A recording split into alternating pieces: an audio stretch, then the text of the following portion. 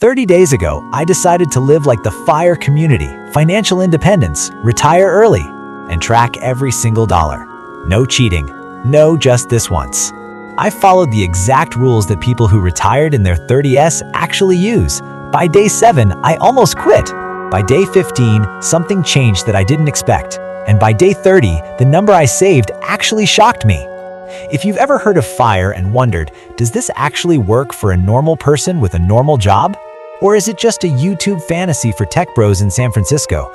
This video is going to give you the real, honest answer. I'm going to show you exactly what I did, the mistakes I made, the exact numbers, and whether I'd actually recommend this to you. Stick around till the end, because day 22 is when everything clicked. Quick recap for anyone new here: FIRE stands for Financial Independence, Retire Early. The idea is simple.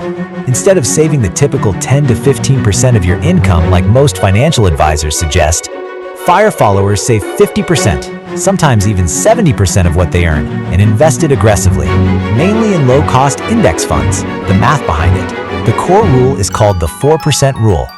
If you can live on 4% of your total investments per year, theoretically your money never runs out. So if you need $40,000 a year to live, you need roughly $1 million invested to be financially independent. Sounds extreme, right? That's exactly why I wanted to actually test it myself for 30 days. Not just explain the theory, but live it, and show you the real, unfiltered result. Day 1, I set my rule: save 60% of every dollar that came in. That meant cutting my expenses down to the bone. First thing I did, audited every subscription, streaming services, apps, memberships I forgot I even had. I found $187 a month in subscriptions I wasn't using. That was the first shock. Then came food. FIRE people are famous for this. No more takeout, no more coffee shop runs. I meal prepped every single dinner.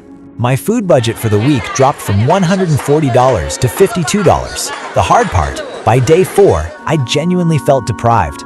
I said no to a dinner with friends because I didn't want to spend the $35.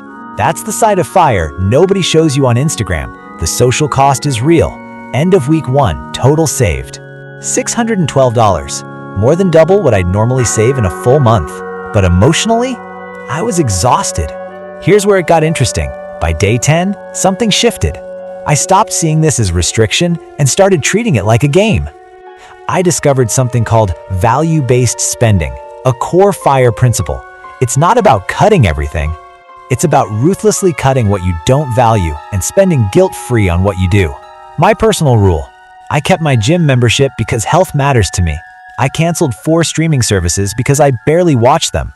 FIRE isn't about suffering. It's about being brutally intentional.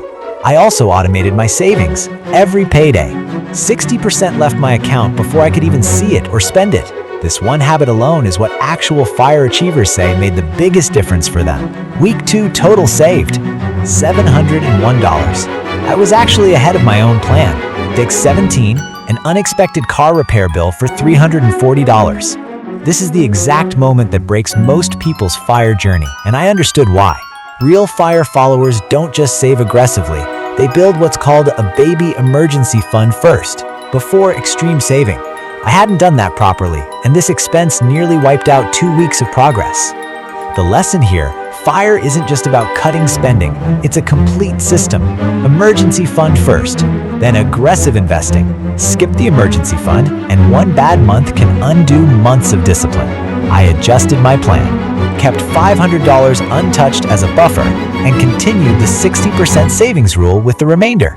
This is the real, honest version of FIRE, not the polished version you see in 60-second clips. Week 3 total saved $410, lower than the previous weeks, but still nearly triple my normal saving rate. Here are the real final numbers after 30 days. Total saved $2,340 in 1 month, compared to my usual average of roughly $600. Savings rate: approximately 54% of my take-home income, close to the 50 to 70% range true FIRE followers maintain. Money invested: $1,800 went straight into a low-cost S&P 500 index fund, following the exact strategy most FIRE achievers use. If I could realistically sustain this rate, not perfectly, but even at 80% consistency, the math says I could reach financial independence roughly 15 to 20 years faster than the average person. saving 10%.